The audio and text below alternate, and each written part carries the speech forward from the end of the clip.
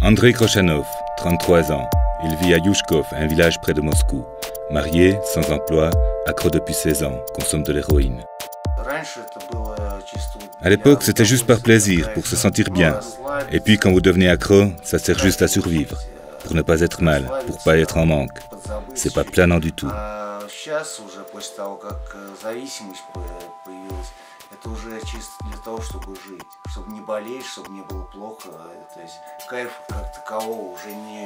Andrei ne peut pas passer un jour sans se droguer. Il a besoin d'un demi-gramme d'héroïne avant le petit déjeuner et la même dose en lieu et place du dîner.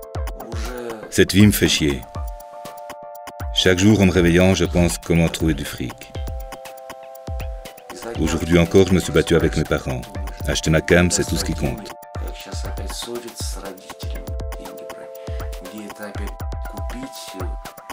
La plupart de ses amis sont morts d'overdose. Lui-même s'est retrouvé aussi une fois à un chevet de la mort. Nous nous étions shootés, assis à l'entrée.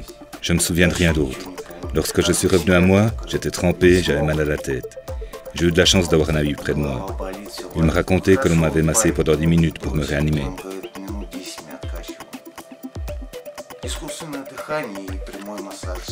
Andrei ne sait plus ce qu'est une vie sans drogue.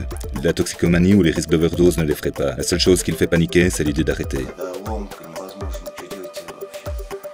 Il n'y a rien à faire contre le manque. La douleur est atroce. Ça fait mal partout, vos idées sont confuses, vous ne comprenez plus ce qui se passe. Je n'arrive pas à combiner drogue et travail. Les drogues prennent tout mon temps. On n'a pas vraiment envie de travailler lorsqu'on est en manque.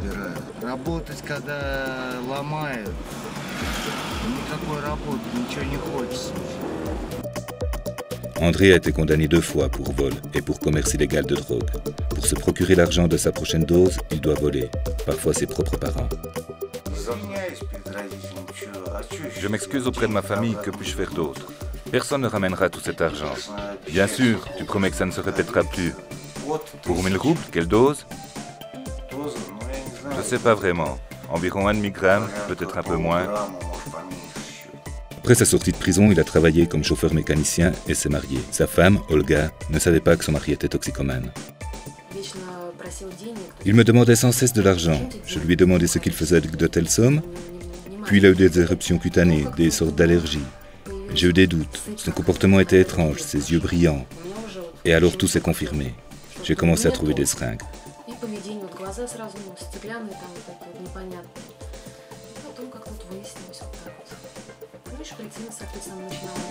Olga s'est retrouvée seule à soutenir sa famille et à payer des traitements d'entrée. Sans un sou pour poursuivre son traitement, Dr Life est sa dernière chance.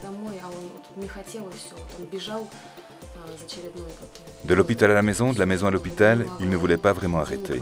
Il courait après sa prochaine dose, c'était tout ce qui comptait. Je n'en pouvais plus. Nous manquions toujours d'argent. Je travaillais, mais l'argent disparaissait aussitôt. Je le cachais partout, mais il le trouvait. J'étais endetté jusqu'au cou. Je n'avais pas le temps de rembourser, que je devais à nouveau emprunter. Vous ne pouvez pas imaginer combien j'espère. J'arrive plus à comprendre et tout se répète sans cesse. Il promet à ses parents de se soigner, mais rien ne change. Tout le monde est fatigué. Sincèrement, c'est Dieu qui vous envoie.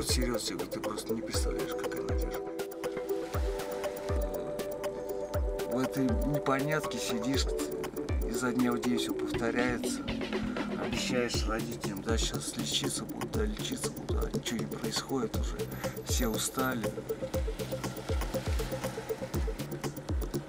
Так что прям Бог послал, честно говоря.